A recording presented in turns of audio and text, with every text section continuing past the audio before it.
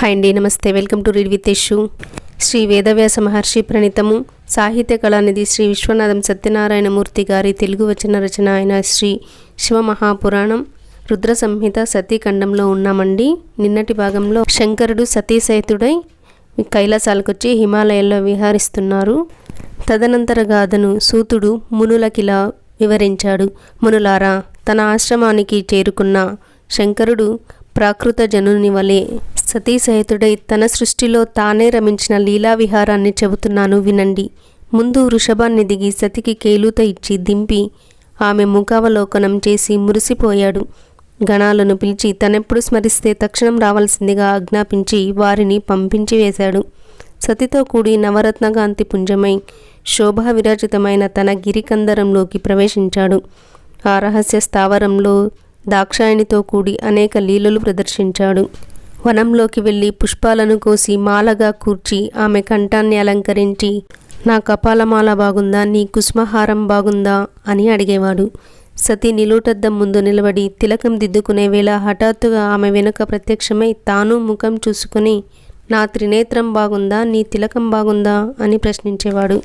శిరీష కుసుమ పేషలమైన ఆమె పాదాలను లత్తులతో అలంకరించి పాలనేత్రాన్ని అరుణప్రభలతో మరింత రాగరంజితం చేసేవాడు. సన్నిహితంగా సతీ ముఖ సౌందర్యం వీక్షించాలనే కాంక్షతో పరులు ఆలకించరాదు రహస్యం అంటూ చెవిలో చెప్పేవాడు. అన్యమనస్కురాలై కూర్చున్న ఆమెను వెనక నుండి వచ్చి కనులు మూసి, నా చేతులు పెద్దవా, నీ కన్నులు పెద్దవా అని అడిగేవాడు. ఆమె సర్వావయవాలను కుసుమ విరాజితం చేసి చైత్రరథంలా ఉన్నావు అనేవాడు. కైలాస పర్వత ప్రాంత రమ్యలతా గృహాలన్నిటి యందు సతీసహితుడై విహరించాడు. ఆపై కైలాసాన్ని వీడి హిమవత్ పర్వత ప్రాంత రమ్య వన ప్రదేశాలను సంచరించాడు. ఇప్పుడు కందర్పుడు దర్పంతో ఇళ్ళవేళలా శంకరుని చెంత కింకరునిలా నిల్చుంటున్నాడు. ఛాయలా వసంతుడు జంటబాయక వెంట తిరుగుతున్నాడు. పుష్టిత ద్రుమాలు, వికసిత కుసుమ శోభిత విరామ లతలు, ప్రఫుల్ల పద్మ సమాకీర్ణ నిర్మల జలపూర్ణ సరోవరాలు, సకల జనమోహకారక మలయానిలం ఎల్లెడలా వసంత వైభవమే. ఈ సమయంలో శైల శిఖరాగ్రాలయందు, గిరికందరాలయందు, గోత్ర నిర్ఘరులయందు, పర్వత ఉపత్యకలయందు, అద్రి నికుంజములయందు, వారి తీరములయందు, పుష్పవనములయందు సర్వ సృష్టి ఆయన ఇల్లే కనుక సతితో కూడి పరమేశ్వరుడు యథేచ్ఛగా విహరించాడు. ఆ క్షణంలోనే ఆత్మబోధ చేస్తున్నాడా అన్నట్టు నిర్విరామంగా సల్లాపాలతో, కృపావీక్షణలతో, హాస్య ప్రసంగాలతో, సంభాషణలతో సతితో కూడి లీలా విహారం చేశాడు ఈశ్వరుడు. ఈ విధంగా దివ్యమానంచే 25 సంవత్సరాలు వినోదించాడు. ఓ మునులారా, ఇంతలో వర్ష ఋతువు ప్రవేశించింది. ఆకాశంలో తిరుగాడుతున్న నల్లని మేఘాలను చూసి దాక్షాయణి శంకరునితో ఇలా అంది, నాదా, మిక్కిలి దుస్సాహసమైన వర్ష ఋతువు ఆరంభమైంది. మనకొక నివాసాన్ని ఏర్పాటు చేయండి. అనేక రంగుల మేఘాల గుంపులు తమ గర్జనతో దిక్కులు ఆకాశాన్ని ప్రతిధ్వనింపచేస్తున్నాయి. వేగంగా వీచే గాళ్ళు కదంబ పుష్ప పరాగాన్ని ఎగరగొడుతూ నీటి ధారలను చెదరగొడుతూ హృదయానికి భయాన్ని కలిగిస్తున్నాయి. కుండపోతగా జలాలను వర్షిస్తూ మెరుపు తీగలే పతాకాలుగా తీవ్రంగా గర్జిస్తున్న ఈ మేఘాలను చూస్తే ఎవరి మనస్సు భీతివహం కాకుండా ఉంటుంది? మేఘశ్చన్నమైన సూర్యచంద్రులు గోచరం కాని కారణంగా రాత్రి పగలు ఒక్కలా ఉన్నాయి.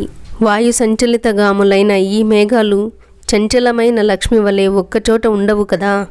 గాలికి కదులుతూ ఉన్న మహావృక్షాలు ఆకాశంలో నర్తిస్తున్నట్లున్నాయి. భీరువులకు భయాన్ని కలిగిస్తున్నాయి.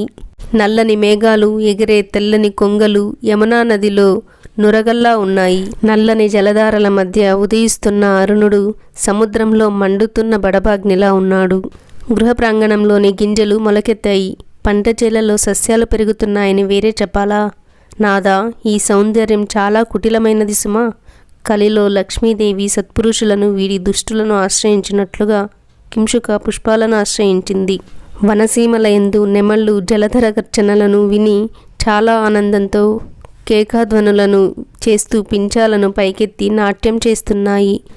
మేఘోదయాన్ని చూసి ఉల్లాసాన్ని పొందే చాతక పక్షులకు ఈ వర్ష ఋతువు మనోహరం కావచ్చు, కానీ ధారాపాతంగా వర్షం పడుతున్నా పతికులు వియోగతాపాన్ని అనుభవిస్తారు.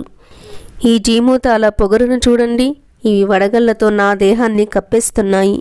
ఇలాంటి విషమకాలంలో కాకులు చకోరాలు కూడా గూళ్ళు కట్టుకుంటున్నాయి. నాదా, మనకంటూ ఒక ఇల్లు లేదు కదా, ఎక్కడో ఒక చోట ఇల్లు కట్టే ప్రయత్నం చేయండి.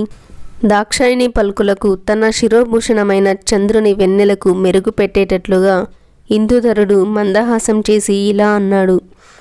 ఓ మనోహరి, ఎక్కడ నిర్మించమంటావు? హిమాలయ గిరి శిఖరాల మీదనా? మేఘాలు వాటి సానువుల మరకే ఎగరగలవు. పోనీ కైలాస పర్వతం మీదనా? దాని పాదాల వరకు విహరించగలవు. లేక మేరుగిరి శిఖరం పైన? పుష్కర వర్తకాది వారి వాహాలు సైతం ఈ ఛాయలకే రావు. వీటిలో దేనియందు నివాసం ఉండాలనుకుంటున్నావు చెప్పు. హిమాలయాలైతే అక్కడ మందమారుతం వీస్తూ ఉంటే బంగారు రెక్కల పక్షులు ఎగురుతూ ఉంటాయి. శ్రవణపేయంగా కలకూజితాలు చేస్తూ ఉంటాయి. వాటితో గొంతు కలిపి నువ్వు పాడుకోవచ్చు. అక్కడి మణికుట్టిలముల యందు సిద్ధాంగనులు స్వేచ్ఛా విహారం చేస్తూ ఉంటారు. నాగాంగనలు, గిరికన్యకామణులు, కిన్నెరేవతులు ఆటపాటలతో నీకు సహాయులుగా ఉంటారు. బహుశా నీ సౌందర్యాన్ని చూసి వారి శరీరం మీద అనాదరణ కలుగుతుంది కాబోలు. గుణరూపాలలో అసమానమైన హిమవంతుని భార్య నీకనుకూలంగా ఉండి నిత్య ఉల్లాసియు ఉంటుంది. ఇలా సాగుతున్న సతీశంకరుల సంభాషణ రేపు కొనసాగిద్దామండి. సర్వం ఉమామహేశ్వర పాదార్పణం.